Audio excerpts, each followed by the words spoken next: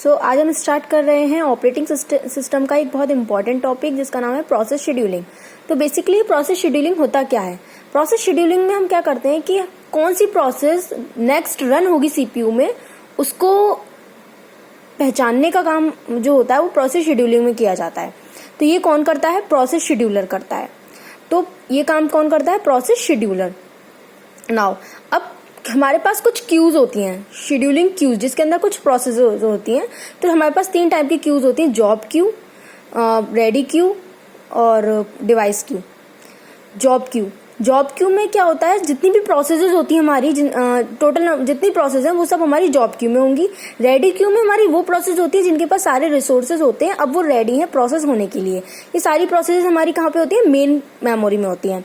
Device Q वो Q होती है जिसमें जो प्रोसेस जो है किसी इनपुट आउटपुट डिवाइस के लिए वेट कर रही है कि वो इनपुट आउटपुट डिवाइस जो है जिससे जिन प्रोसेसर्स को इनपुट आउटपुट डिवाइस से कुछ काम है उसके लिए वो वेट कर रही है इनपुट आउटपुट डिवाइस के लिए। वो प्रोसेस जितनी भी होंगी वो सब कहाँ पे होंगी? डिवाइस क्यू में होंगी। ठीक है, हर एक प्रोसेस का अपना एक डिवाइस क्यू होता है। नाउ अब हमारे पास 2 तरीके की प्रोसेस होती हैं, इनपुट आउटपुट बाउंड और CPU bound process. Input output bound वो प्रोसेस होती हैं जो simple input output process input output जो ऑपरेशन हो रहे हैं उनके कंप्लीट होने का वेट करती हैं वो प्रोसेसेस। एंड अगर इनपुट आउटपुट सिस्टम हमारा फास्टर है तो इनपुट आउटपुट जो प्रोसेस होंगी बाउंड प्रोसेस वो भी हमारी फास्टर होंगी। तो ये डिपेंड टोटल किस पे करती है? इनपुट आउटपुट सिस्टम पे करती है। अगर वो सिस्टम हमारा फास्टर है तो ये भी फास्टली प्रोसेस करेंगी। सीपीयू बाउंड प्रोसेस वो होती है जो सीपीयू पे डिपेंड करती है। इसमें बहुत ज़्यादा कंप्यूटेशन वर्क होता है और ये जो प्रोसेस होती हैं ये भी सीपीयू पे वर्क डिपेंड होती है। सीपीयू अगर हमारा फास्ट है, जिसमें अगर फास्टली प्रोसेस कर रहा है तो ये प्रोसेस भी फास्ट होंगी। अब आते हैं डिग्री ऑफ मल्टी प्रोग्रामिंग कि डिग्री ऑफ मल्टी प्रोग्रामिंग क्या होती है।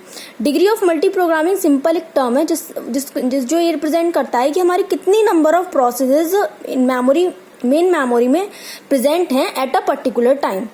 ठीक है, अब प्रोसेस से यहाँ मतलब है वो प्रोसेसेस जो रेडी हैं, सारी प्रोसेसेस नहीं, वही प्रोसेस जो रेडी हैं, क्योंकि जो रेडी प्रोसेस हैं वही हमारी किस में होती है? मेन मेमोरी में होती है। तो कितनी number of main processes main memory में एट अ पर्टिकुलर टाइम पे प्रेजेंट है वो होता है degree of multi programming. Okay, now आते हैं शेड्यूलर। शेड्यूलर क्या करता है कि कौन सी नेक्स्ट जॉब परफॉर्म होनी है, प्रोसेस होनी है, उसका जो फाइंड करता है वो कौन करता है? शेड्यूलर करता है। इसके बेसिस पे हमारे पास 3 टाइप्स के शेड्यूलर होते हैं, long term scheduler, short term और मिडिल टर्म।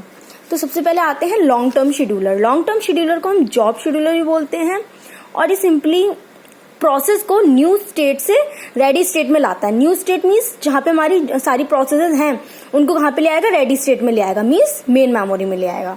जितनी प्रोसेस है, सारी प्रोसेस हमारी सेकेंडरी मेमोरी में होती है, वहां से कहाँ पे ले आता है? मेन मेमोरी में ले आता है। ठीक है, इसमें हम दोनों CPU bound process, input bound process दोनों का मिक्सचर होता है। और इसमें क्या होता है? डिग्री ऑफ मल्टी प्रोग्रामिंग हमारी कंट्रोल रहती है। ठीक है, अब अगर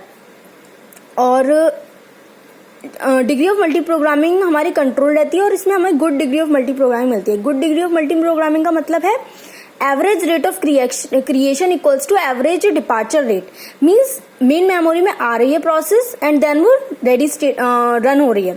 ये दोनों प्रोसेस अगर एक साथ हो रहे हैं, इसका मतलब क्या है? हमारा जो डिग्री ऑफ मल्टी प्रोग्रामिंग है वो कंट्रोल्ड है। ठीक है, फिर इसकी स्पीड लो होती है और रन्स लेस फ्रीक्वेंटली, बहुत धीरे धीरे काम करता है। ठीक है, फिर आता है short term scheduler. Short term scheduler को हम सीपीयू शेड्यूलर भी बोलते हैं। ये क्या करता है? बहुत सारी प्रोसेस में से जो कि रेडी हैं एग्जीक्यूट होने के लिए उनको सीपीयू प्रोवाइड करता है कि वो अपना काम कर सकती हैं एंड देन उनको डिस्पैच करता है। ठीक है, जितनी भी हमारी रेडी स्टेट में जो भी प्रोसेस है उनमें से कोई एक प्रोसेस को सेलेक्ट करेगा और उसको सीपीयू एलोकेट कर देगा कि तुम अपना काम कर लो। अब देन उसके काम होने के बाद उसको डिस्पैच कर देता है। नाउ अब इसका मेन ऑब्जेक्टिव होता है कि सीपीयू की परफॉर्मेंस को इंक्रीज करना, कि मींस सीपीयू कुछ किसी भी टाइम पे आइडल ना हो, वो काम करता रहे। ठीक है, उसकी स्पीड हाई होती है और ये जल्दी जल्दी वर्क करता है। और ये सिंपल इसका मेन काम वही होता है कि रेडी स्टेट से जो है उसको प्रोसेस को रनिंग स्टेट में लाना।